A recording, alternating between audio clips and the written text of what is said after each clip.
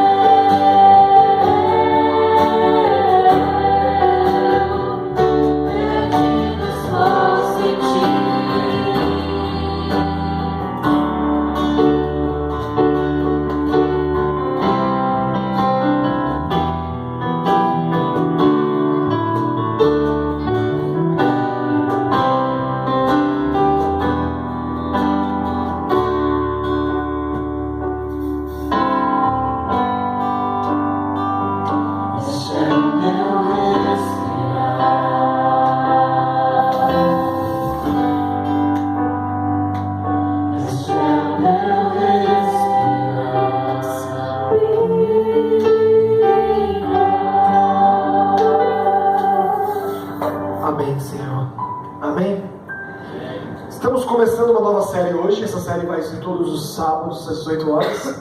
Você está convidado a não faltar. E essa música que nós vamos cantar agora é apenas um ensaio. Nós vamos cantar no final. E ela vai sendo construída. Você vai cantar ela hoje, vai ter uma sensação.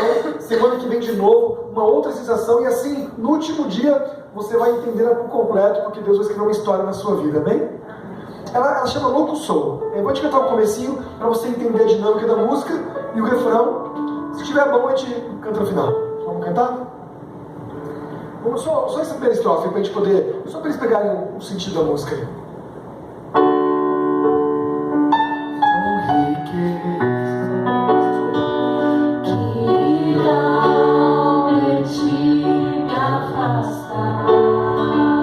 Nem os prazeres.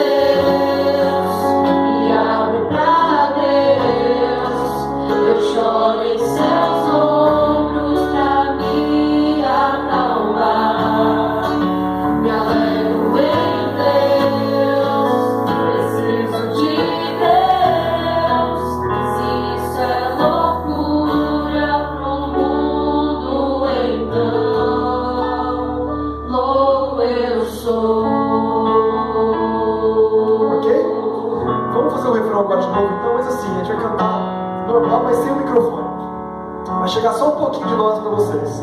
Você tenta cantar aí, ó. Eu falo com Deus.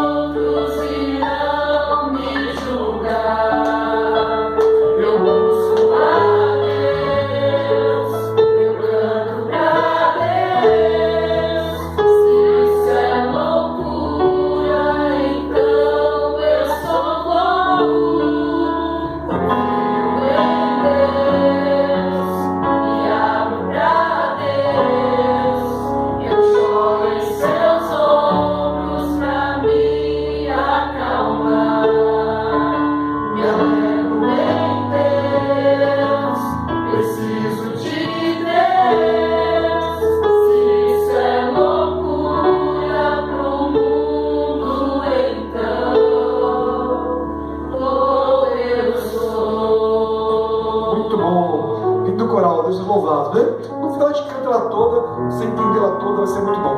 Você pode ficar em pé agora? Fique em pé. Pode deixar para nós aí mesmo, sempre. Não tem problema. Esse momento agora é um momento especial do nosso culto. É o momento que eu digo que já podemos ir embora. Neste momento o Senhor vai encontrar a gente, vai ouvir nossa oração, nós vamos falar com Ele e vamos sair daqui cheios do Espírito, amém? Eu cheguei aqui hoje com a minha cabeça perturbada, sabe? Você está bravo com alguma coisa, chateado. Algumas conversas eu não gosto de ter antes do culto, assim, porque eu sinto muito, assim. E eu vim pra cá, assim, bravo. Vim de uma viagem. E aí eu percebi que eu precisava de uma cura, mas não uma cura de uma doença apenas, mas uma cura de mim mesmo, né? Cura dos meus pensamentos, das minhas emoções, cura dos meus temperamentos. E você que está aqui, quem sabe também quer clamar a Deus por uma cura. A cura da ansiedade, cura do nervosismo. Ele pode curar do que você quiser. E se você, como eu, não é perfeito, peça para Deus agora que Ele te cure. Clame ao Senhor, peça para Ele vir aqui e tocar nesta ferida, não para causar dor, mas para trazer alívio e salvação. Amém? Senhor Deus, estamos aqui com o coração aberto. Vem nos tocar, vem nos curar, Senhor.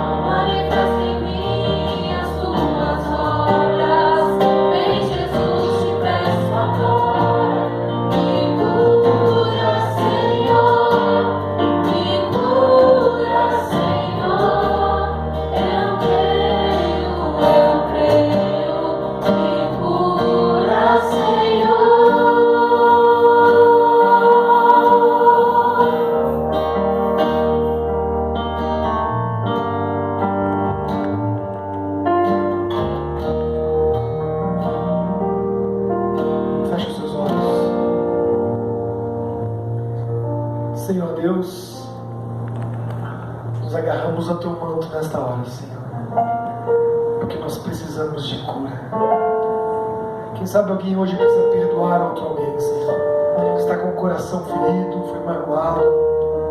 Cura, Senhor, para que não saímos daqui com essas feridas, com esses medos, com esses pecados agarrados em nós. Assim como aquela mulher que ficou 12 anos derramando sangue e foi curada a te encontrar, que o Senhor nos cure também nessa tarde. Não importa quanto tempo estamos sangrando, não importa quanto tempo estamos mancando, não importa, Senhor, quanto tempo estamos pecando, a tua cura é completa, Senhor. Por isso vem sobre nós, toca a nossa vida, toca os nossos olhos, nossa boca, nossos pés, toca o que for preciso, Senhor, mas toca com o teu amor, com a tua graça, com a tua misericórdia. Deus amado, te entregamos agora o nosso coração também, para que ao lermos a tua palavra, o Senhor fale profundamente a nós, e ao sair daqui, temos a certeza que tivemos um encontro contigo. Vem, nos abraça, nos dê uma noite maravilhosa aqui, é o que pedimos por Jesus. Amém. Amém.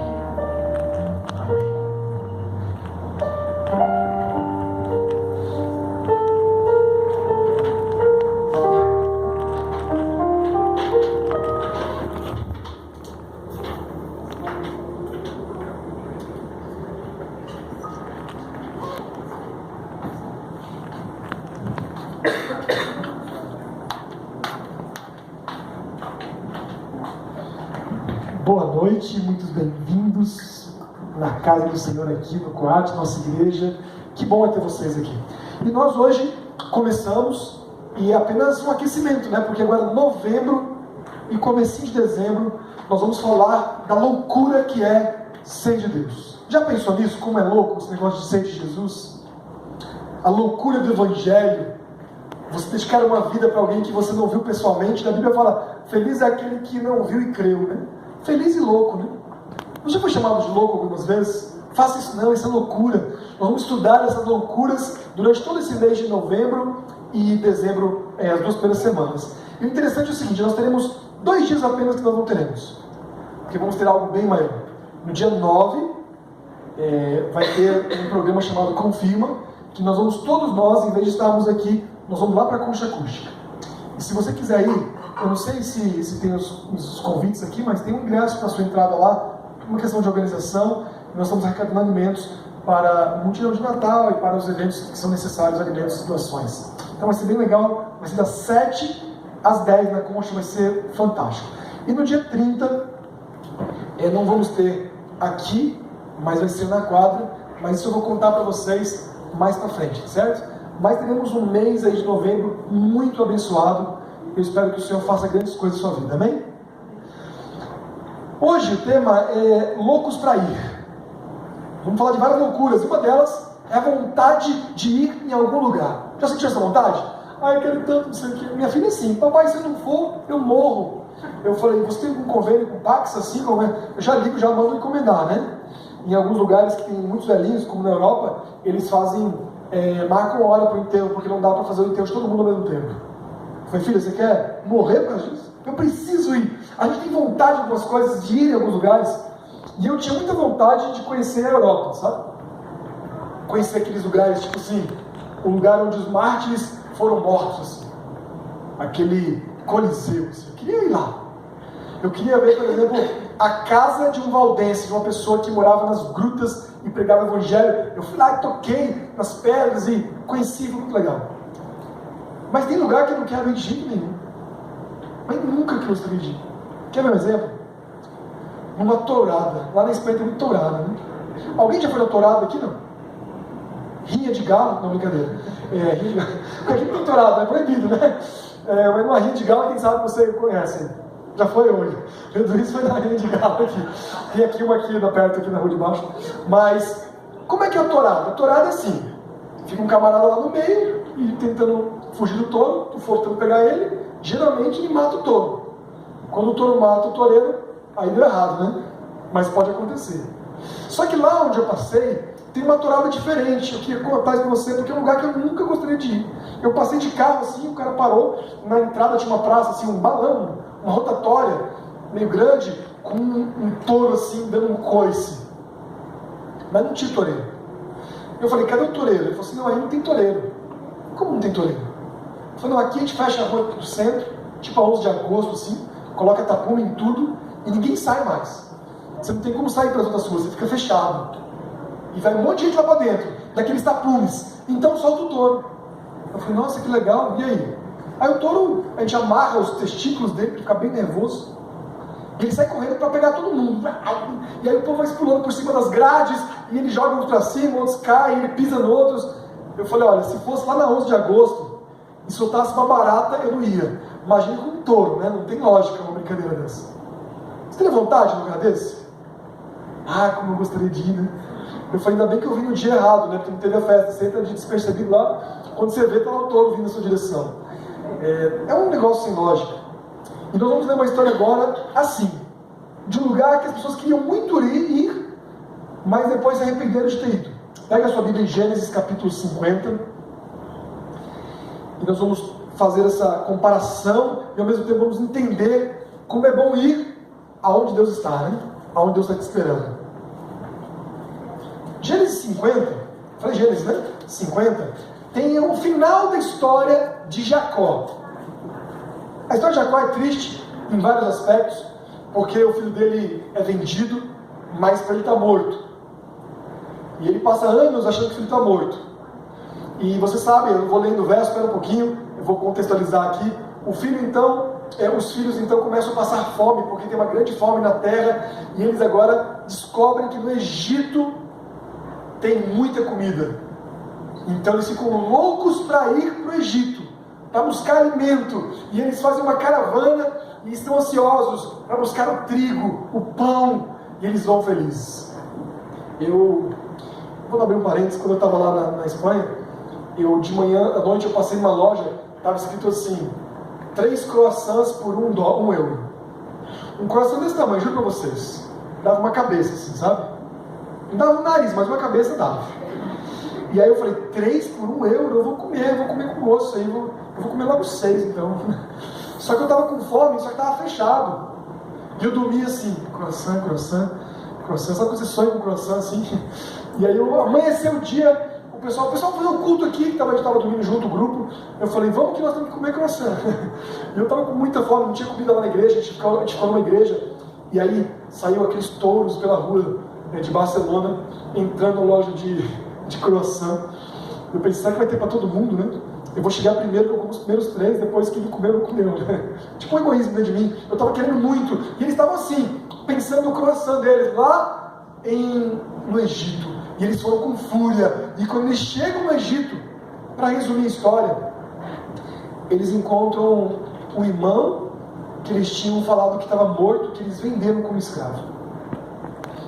A história é bem mais comprida que isso, mas aquela vontade de ir passou, né? E ele falou, você tem que voltar aqui.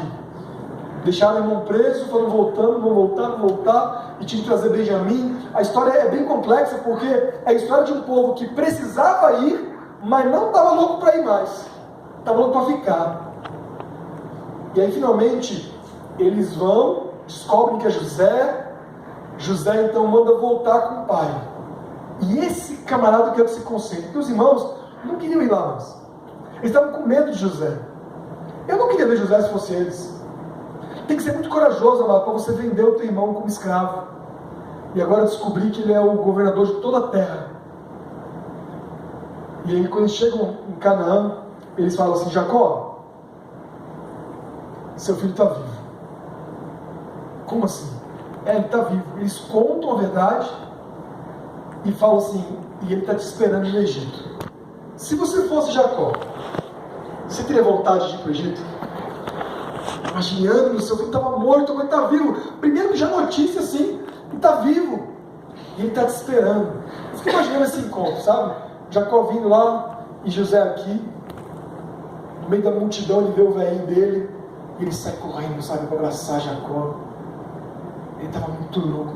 Já aconteceu isso comigo, eu passar 15 dias fora e chegar em casa assim, e falta 100 metros da minha casa, e eu vejo minha filha no fim da rua assim.